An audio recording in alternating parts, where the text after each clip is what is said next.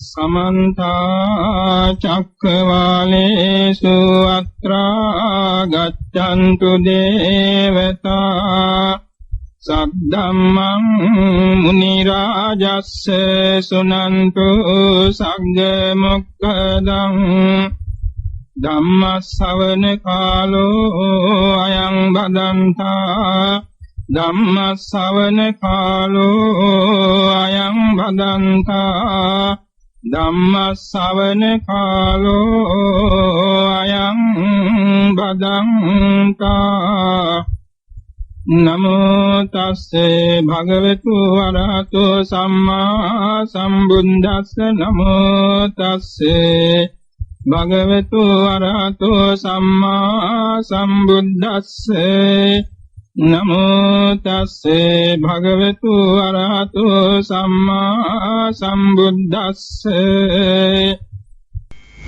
සංවරිත්වා සමාදානේ පඤ්ඤා සමාධි භාවනාමයේ ඥානං තේ තුන් ලෝකාග්‍ර වූ සම්මා සම්බුදුරජාණන් වහන්සේගේ තෙසැත්තෑ ඥාන සම්භාරය අතරින් සමාධි භාවනාමේ ඥානෙ හැඳින්වෙන වාක්‍යයක් මේ සූත්‍ර පාඨයෙන් කියවෙනවා. සංවරිත්වා සීලයෙන් සංවර වී සමාදානේ පඤ්ඤා සිත එකඟත්වයට පැමිණීමේ ප්‍රඥාව සමාධි භාවනාමේ ඥානං සමාධි භාවනාමය ඥානයයි. මේ සමාධි භාවනාමේ ඥානෙ සම්බන්ධ හැඳින්වීමකටයි දැන් අපේ මේ මාතෘකාව. මේට පෙර සීලය පිළිබඳව සංක්ෂේප දේශනා දෙකක් සිද්ධ වුණා. අද සමාධිය පිළිබඳව කෙටි හැඳින්වීමකට සූදානම් වෙනවා. බුදුරජාණන් වහන්සේ සීලේ පතිත්තාය නරෝ සපඤ්ඤෝ යන ගාථාවෙන් උපතින් නැනවත් මිනිසෙක් සිව් පිරිසුදු සීලයක පිහිටා සිට වීරියත් සිහිනුවණත් අවදි කරවාගෙන සමත භාවනා විපස්සනා භාවනා වැඩි යුතුයි කියා උපදෙස් දී තියෙනවා. මේ සමාධි භාවනා සම්බන්ධවයි දැන් අපේ අවධානය. සමාධි සම්බන්ධ ඉතා වැදගත් විස්තර විවරණයක් ත්‍රිපිටක අට කතාවක් වන විසුද්ධි මාර්ගයේ මෙහිම සඳහන් වෙනවා.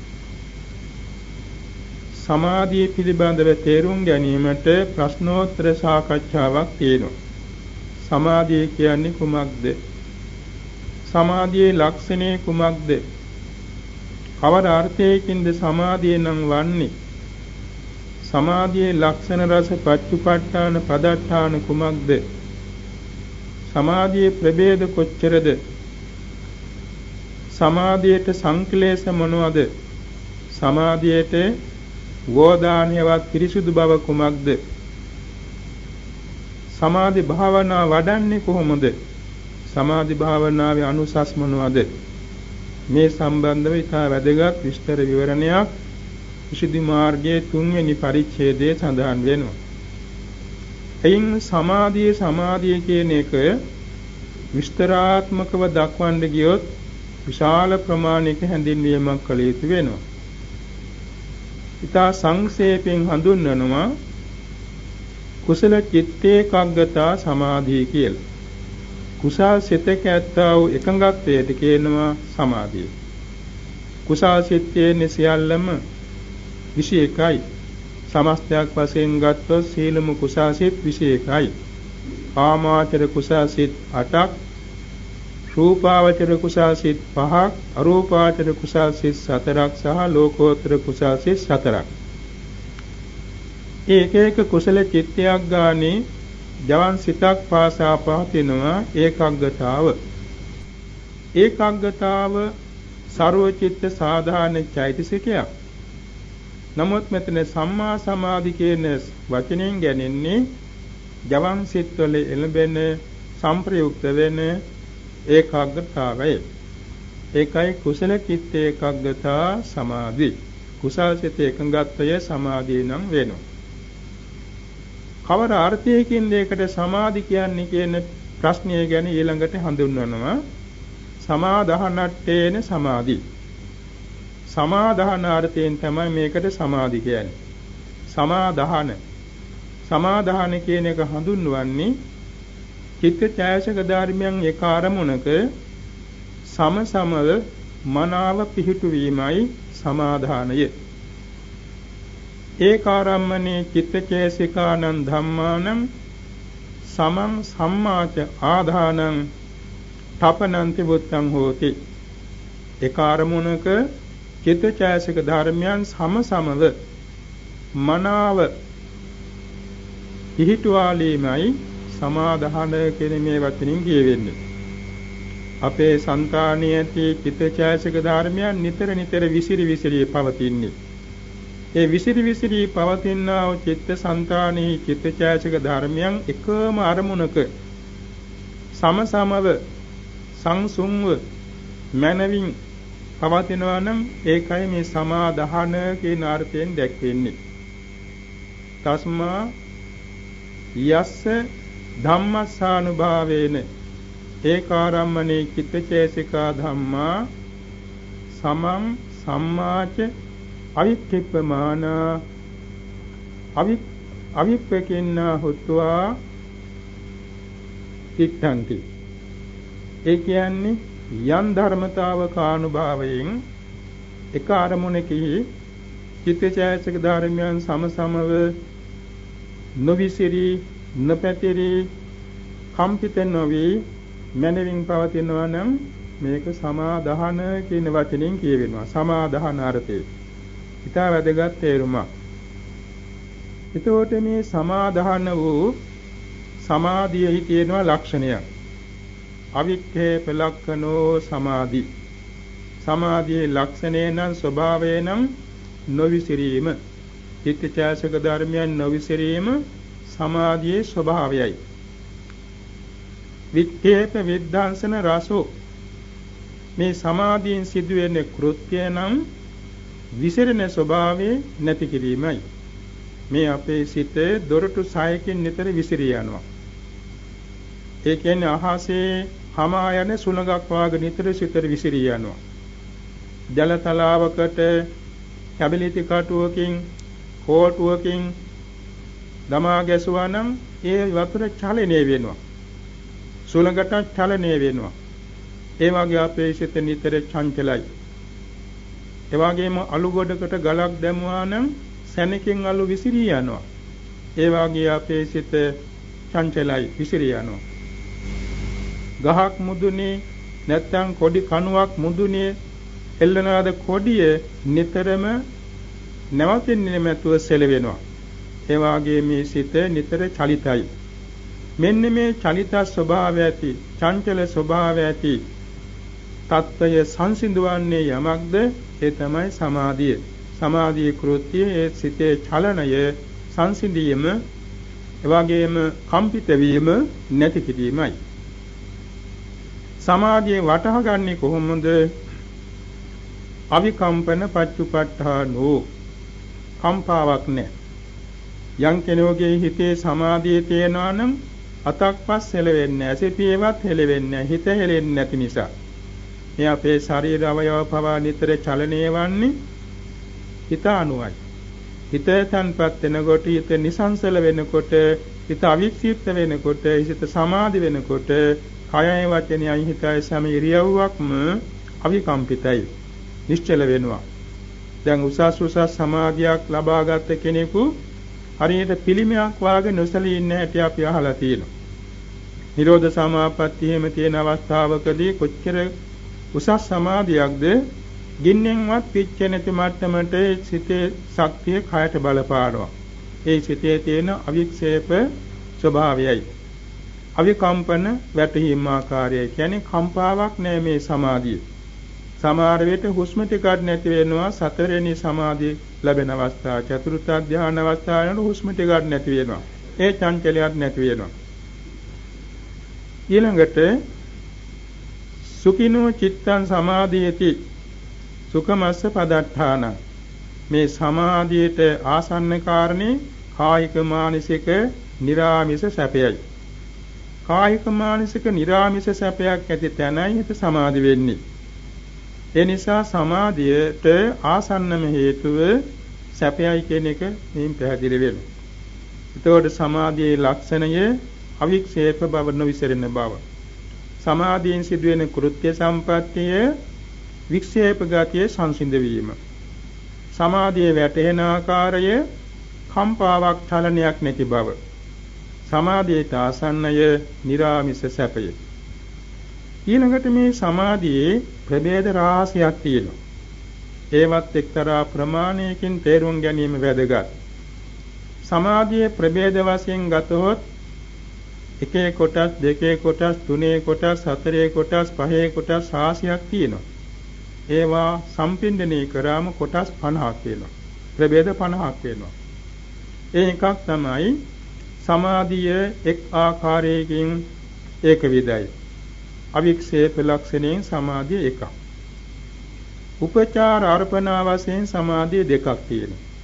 ලෞකික ලෝකෝත්තර වශයෙන් සමාධි දෙකක් තියෙනවා. සප්‍රීතික නිෂ්ප්‍රීතික වශයෙන් සමාධි දෙකක් තියෙනවා. සුඛ සාගත උපේක්ඛා සාගත නමින්ද සමාධි දෙකක් තියෙනවා. දෙකේ ගොඩවල් හතරයි. උපචාර අර්පණා කියන්නේ කාමාචර සිතේ පවට්නා නීවරණයටපත් වූ සමාධියට කියන උපචාර සමාධි. අර්පණා සමාධි කියන්නේ මහග්ගත ලෝකෝත්තර ධ්‍යාන සමාපatti බාටපත් වූ සමාධිය. ලෞකික සමාධි කියන්නේ කාමාචර, රූපාචර, අරූපාචර කුසල් සිත්ය ඇති සමාධිය ලෞකිකයි. ලෝකෝත්තර සමාධි මාර්ගඵල සිත්ය දෙන සමාධියයි. සප්‍රීතික නිප්‍රීතික කියන තැන චතුස්ක ක්‍රමයෙන් ප්‍රථම ධානය, ဒုတိ ය ධානය දෙක සප්‍රීතිකයි. තෘතිය ධානය, චතුර්ථ ධානය දෙක නිෂ්ප්‍රීතිකයි. අරූප සමාපatti චතුර්ථ ධානයට අයිති. සුඛ සාගත, උපේක්ඛා සාගත කියනකොට ප්‍රථම ධාන, ဒုတိ ය ධාන, තෘතිය ධාන තුන සුඛ සාගතයි. ඉතිරි චතුර්ථ ධානයෙන් ඉහළ සීල සමාධි උපේක්ඛා සාගතයි. ඔය විදිහට දෙකේ කොටස් ටික. තුනේ කොටස් සැලකීමේදී හීන, මධ්‍යම, උත්කෘෂ්ඨ කියලා නැත්නම් හීන, මධ්‍යම, ප්‍රණීත කියලා සමාධියේ ප්‍රභේද තුනක්ද තියෙනවා. ඊළඟට සවිතක්ක චවිචාර සමාධි, අවිතක්ක විචාර මත් සමාධි, අවිතක්ක අවිචාර සමාධි කියලා තුනකුත් තියෙනවා. ප්‍රීති සාගත, සුඛ සාගත, උපේක්ඛා සාගත කියලා වේදනා වශයෙන් සමාධිය තුනක් තියෙනවා. ඒ වගේම පරිත්ත, මහග්ගත, අපමාන කියලා කොටස් තුනක් තියෙනවා. එතකොට මෙතෙන්දී හීන, මධ්‍යම, ප්‍රණීත වශයෙන් ගන්නේ යම්කිසි ධ්‍යානයක් ලබාගත් පමණයි වශී බවටපත් උනේ නැත්නම් ඒක හීන සමාධියක්. ඉක්මනින් බෙදෙනවා. යම්කිසි සමාධියක් මධ්‍යම ප්‍රමාණයට වශී කරගත්තා නම් ඒක මධ්‍යම සමාධියයි. ඉහළම මට්ටමට වශී බවටපත් කරගත්ත සමාධිය ප්‍රණීත සමාධියයි. හීන, මධ්‍යම, ප්‍රණීත. ඒ වගේම සවිතක්ක සවිචාර කියන්නේ ප්‍රථම ධානයේ සමාධිය. විතර්ක විචාර දෙකම තියෙනවා. අවිතක්ක විචාර මත කියන්නේ පංචක ක්‍රමයෙන් ගත්තාම දෙවෙනි සමාධියයි. ඒකේ විතර්කේ නෑ, විචාර ප්‍රීති සුඛ ඒකාග්‍රතාව තියෙනවා. ඒකට කියනවා අවිතක්ක විචාර මාත්‍ර සමාධිය.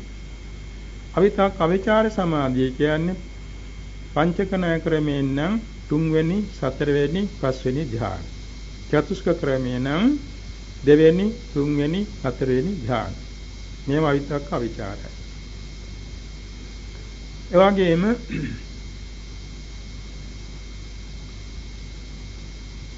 තවදුරට මේ සමාධිය පිළිබඳව විස්තර හැඳින්වීමේදී ප්‍රීති සාගත, සුඛ සාගත, උපේක්ඛා සාගත කොටස් තුනක් කියුණා. එයින් ප්‍රීති සාගත කියන්නේ චතුස්ක ණය ක්‍රමයෙන් නම් පළවෙනි, දෙවෙනි ධ්‍යාන ප්‍රීති සාගත සමාධිය. තුන්වෙනි ධ්‍යානය ප්‍රීතිය නැති නිසා ඒකට සුඛ සාගත සමාධිය කියනවා. ඉන්හාට චතුර්ථ ධ්‍යානෙන් යහට උපේක්ෂා සාගත සමාධිය. ඒ වගේම පරිත්ත සමාධි, මහාගත සමාධි, අප්‍රමාණ සමාධි කියලා කොටස් තව තුනකට බෙදෙනවා. එතන පරිත්ත සමාධි කියන්නේ කාමාවචර සිතේ හටගන්න උපචාර සමාධිය. මහාගත සමාධිය නම් රූපාවචර අරූපාවචර ධ්‍යාන සමාධියයි. අප්‍රමාණ සමාධිය නම් ලෝකෝත්තර සිත් යෙදෙන සමාධියයි. මෙහෙම කොටස් තුනකට බෙදෙනවා.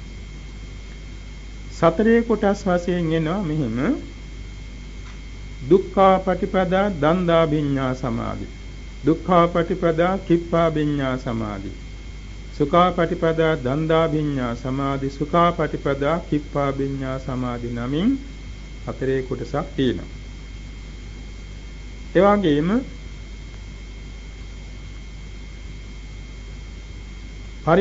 පරිත්තාරම්මන සමාධි, පරිත්ත අපමානාරම්මන සමාධි, අපමාන පරිත්තාරම්මන සමාධි, අපමානාරම්මන සමාධි කියලා කොටස් හතරකට බෙදෙනවා. ප්‍රථම ධ්‍යාන සමාධි, ද්විතීය ධ්‍යාන සමාධි, තෘතීය ධ්‍යාන සමාධි, චතුර්ථ ධ්‍යාන සමාධි කියලා තවත් කොටස් හතරකට බෙදෙනවා. ආන භාගයේ සමාධි, ත්‍රිති භාගයේ සමාධි, විශේෂ භාගයේ සමාධි, නිර්වේද භාගයේ සමාධි කියලා කොටස් හතරකට බෙදෙනවා. කාමාචර සමාධි, රූපාචර සමාධි, අරූපාචර සමාධි, ලෝකෝත්තර සමාධි කියලා කොටස් හතරකට බෙදෙනවා. ඡන්දාධිපති සමාධි, විරියාධිපති සමාධි, චිත්තාධිපති සමාධි, විමර්ශාධිපති සමාධි නමින්ද කොටස් හතරකට බෙදෙනවා.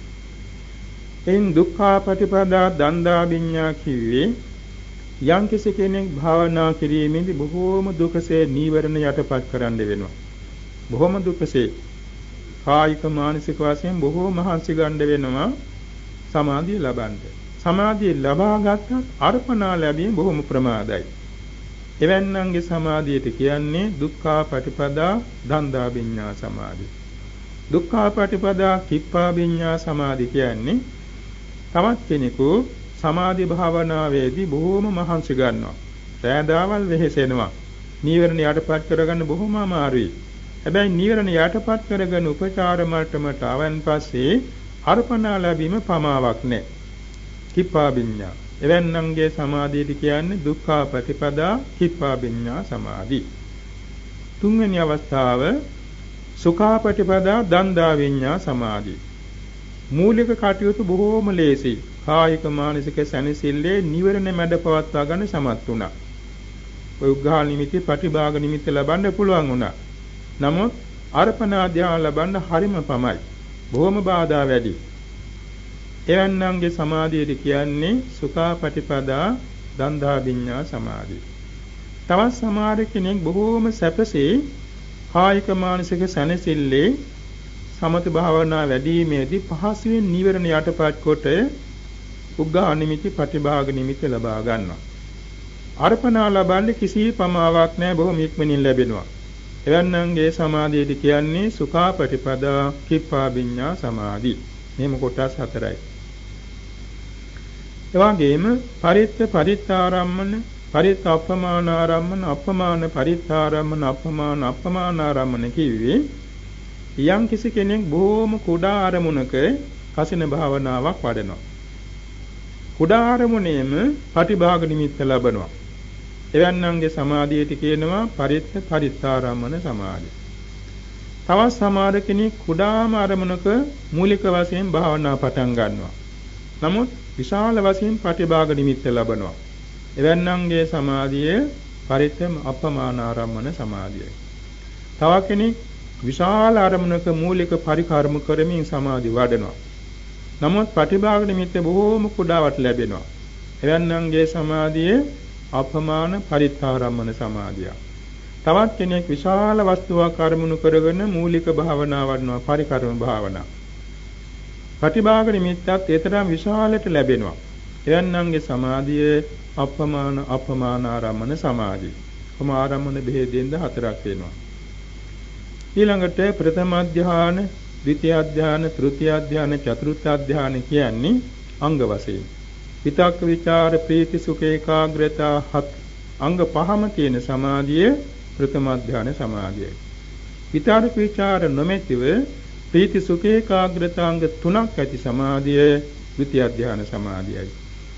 විතර්ක විචාර ප්‍රීති තුනම නැතුව සුඛ ඒකාග්‍රතා අංග දෙකක් ඇති සමාධිය ත්‍ෘතිය ධ්‍යාන සමාධියයි. විතර්ක විචාර ප්‍රීති සුඛ හතරම නැති උපේක්ෂා ඒකාග්‍රතා අංග දෙක ඇති සමාධිය චතුර්ථ ධ්‍යාන සමාධියයි. මේ අංග වශයෙන් සමාධි හතරට බෙදෙනවා.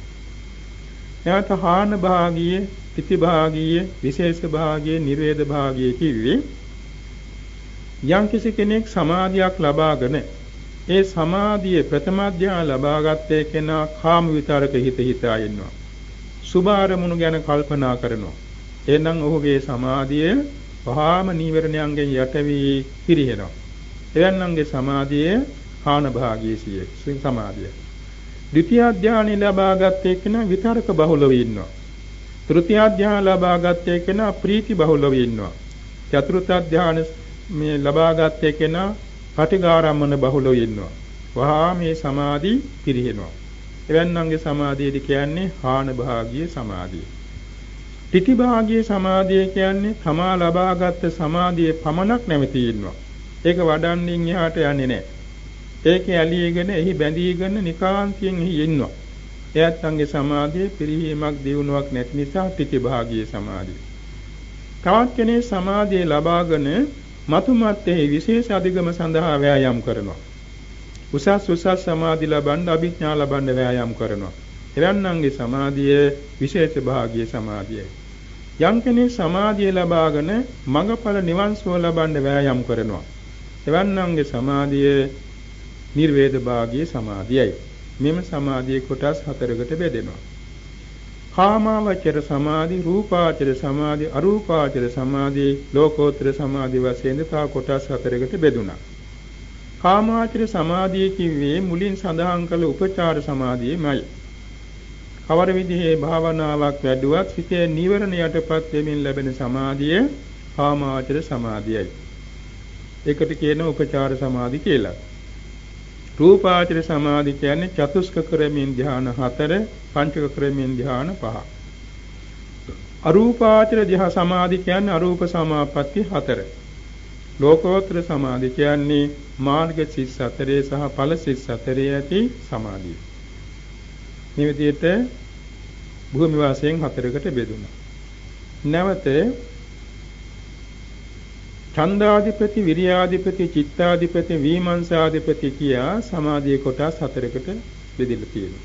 ඡන්දාධිපති සමාධි කියන්නේ යම් කිසි කෙනෙක් බලවත් ඡන්දේම මුල් කොටගෙන සමාධි භාවනා වඩනවා.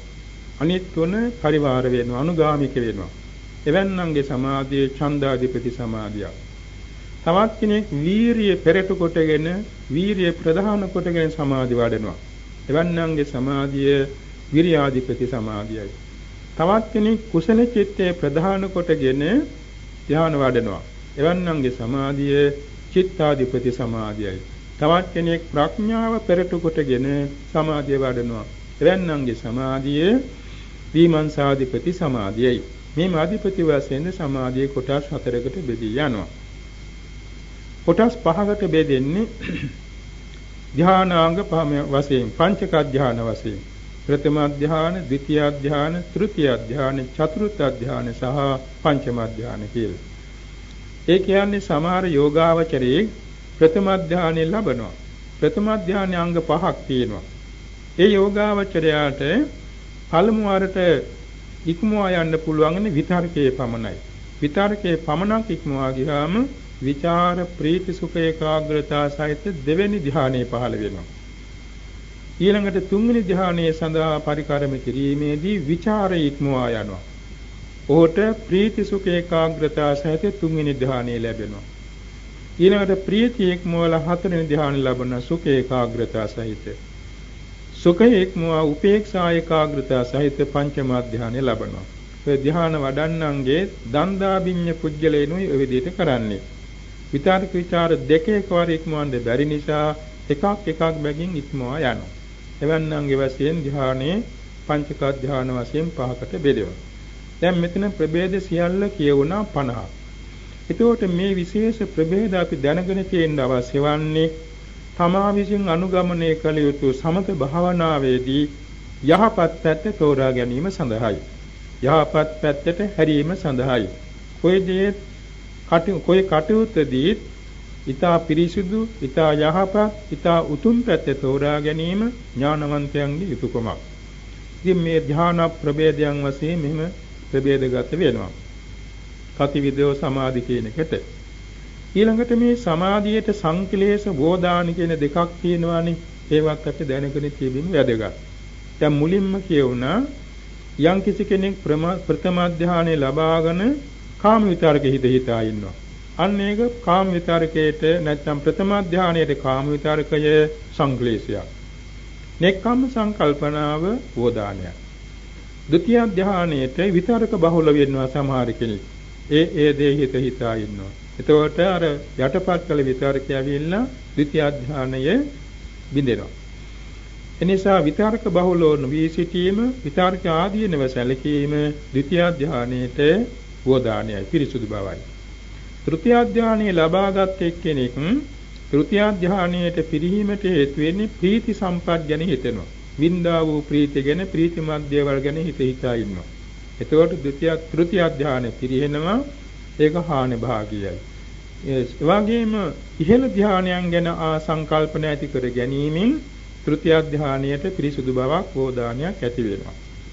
චතුර්ථ ධ්‍යානලාභී කෙනෙක් ඇලීම් ගැටීම් දෙකට සම්බන්ධ සිටිවිලි සිතෙනවා. එයින් ඔහුගේ චතුර්ථ ධ්‍යානය පිරිහෙනවා.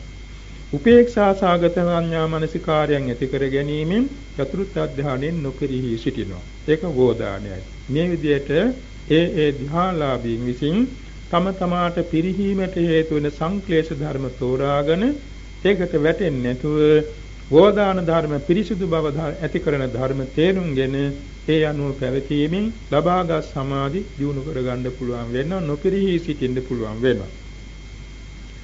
ඊළඟට සමාධියේ පිළිබඳව තියෙනවා කතම් භාවයේ තබ්බෝ කියන ප්‍රශ්නෙට පිළිතුරු. ඒකෙන් දැන් මේ වේලාවේ නම් කියන්න කාලෙ මදි වෙයි. සමාධි භාවනාව පිළිබඳව විස්තර විවරණ රාශියක් කිය යුතු තියෙනවා. ඒ කියන්නේ කල්යාණ මිත්‍රයෙක් සොයා ගැනීම සම්බන්ධ උපදේශ, ඊළඟට තමන්ගේ චරිතයට අනුරූපව කමඨහන තෝරා ගැනීම, එවැගේම තමා ඒ කමඨහන් වඩන සුදුසු ස්ථාන තෝරා ගැනීම, මේ ආදි කටයුතු රාශියක් අපට ඒ සම්බන්ධව කරුණු වශයෙන් ඉදිරිපත් කරන්න තියෙනවා. එතකොට මේ සමාධි භාවනාවේ ආනිසංස වශයෙන් දැක්වෙනවා ප්‍රධාන වශයෙන් 5. ඒකත් සමාධි භාවනා වැඩිම සම්බන්ධ උපදේශ කතාවේදීම කියන්න පුළුවන් වෙනවා. ප්‍රධාන වශයෙන් සමාධිය වඩන්නෙකුට ditta ධම්ම සුඛ විහරණය ලැබෙනවා. දෙවැන්න වශයෙන් විපස්සනාවට සමාධිය පාදක වෙනවා. තුන්වැන්න වශයෙන් අභිඥාවන්ට සමාධිය පාදක වෙනවා. හතරවැන්න වශයෙන් නිරෝධ සමාපත්තියේ සමාධිය පාදක වෙනවා. පස්වැන්න වශයෙන් භාව විශේෂානිසංස ගෙන දෙනවා. ඒ කියන්නේ වැඩි සමාධියට අනුරූපව සුගති ලෝකෝත්පත්තිය ගෙන දෙනවා.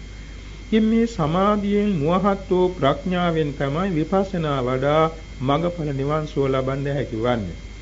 යම් කිසි මොට වූ කඩුවකින් එසේ ගසක් කැපීමේදී බොහොම මහන්සියෙන් ආයාසයෙන් සද්ද නැගෙමින් කපන්න වෙනවා. සමාධියෙන් නැති කෙනෙකුගේ ප්‍රඥාව එවැනි. යම් කිසි කෙනෙක් තියුණු මුවහත් ඇති කඩුවකින් කෙසෙල් ගසක් කපනවා නම් නිස්සද්දව එක පෙත්තටම කපන්න සමත් වෙනවා. ඒ වගේ සමාධිය මෝහත් වූ ප්‍රඥාව ඇති යෝගාවචරයන්ට සැනකින් විපස්සනා ඥාන කුළු ගන්වා මඟඵල නිවන් සුව ලබන්න පහසු වෙනවා. මෙන්න මේක නිසායි චිත්තම් පඤ්ඤාංච භාවයන් කියා සරුවඥාන් වහන්සේ දේශනා කළේ සමත භාවනා වඩා ප්‍රඥා භාවනා වැඩි යුතුයි කියලා. බොහෝ යෝගාවචරයන් සමත භාවනාවෙන් සිත මෝහත් කරගෙන ප්‍රඥා භාවනාවට හැරෙන්නේ. ඇතම් යෝගාවචර කෙනෙක් සමත භාවනා ගන්න දැඩි උත්සාහයක් නොගෙන විපස්සනා වශයෙන්ම වඩා කෙලෙසුන් නැසනවා. ඒ යෝගාවචරෙන් දැඩි ආයාසයක් මහන්සියක් ගත යුතු වෙනවා. මෙන්න මේක නිසා සුඛාපටිපදා කිප්පා විඤ්ඤා කියන පිළිවෙත් මඟට මඟඵල නිවන් සුව සාක්ෂාත් කර ගනු කැමැති යෝගාවචරයන් විසින් තම සමත භාවනාවෙන් සිට මුවහත් කරගෙන ප්‍රඥාව විසුද්ධ කරගෙන විපස්සනා භාවනාවට හැරීමෙන් සැපසේ ප්‍රතිඵල ශීඝ්‍රව ලබන්න සමත් වෙනවා. ඒ අනුව දැන් අපි මේ පවත්වාගෙන යන සමථ විපස්සනා භාවනා මාර්ගය සුඛාපටිපදා කිප්පා විඤ්ඤා පිළිවෙත් මඟට අනුරූපව ඊතා සුවසේ චිත්ත ඒකාග්‍රතාව පවත්වාගෙන චිත්ත ඒකාග්‍රතාව මුදුන් පමුණවාගෙන එමගින් විපස්සනා වඩලා ඊතා සුවසේම ධ්‍යාන අභිඥා විපස්සනා මාර්ගඵල ප්‍රතිලාභයෙන් අසංකත ධාතු සංඛ්‍යාත ශාන්ත නිර්වාණ ධාතු සාක්ෂාත් කරගන්නට ලැබෙනවා කියන විශ්වාසය අපි ඇති කරගනිමු. අපි මේ ගන්න උත්සාහයත් මේ යන මේ පිළිවෙත් මඟත් අතරක් නැර ඒ උත්තරීතර මාර්ගඵල ප්‍රතිලාභයේ දක්වා නොනවත්වා ගෙන යාමට ශක්තිය බලය ධෛර්ය වීරිය ආරක්ෂාව ආශීර්වාදේ හැසිරෙන ප්‍රතිපත්‍ය අනුභවයෙන් හා රත්නත්‍රානුභවයෙන්ම මුදුන්පත් වේවා කියලා අපි ප්‍රාර්ථනා කරමු.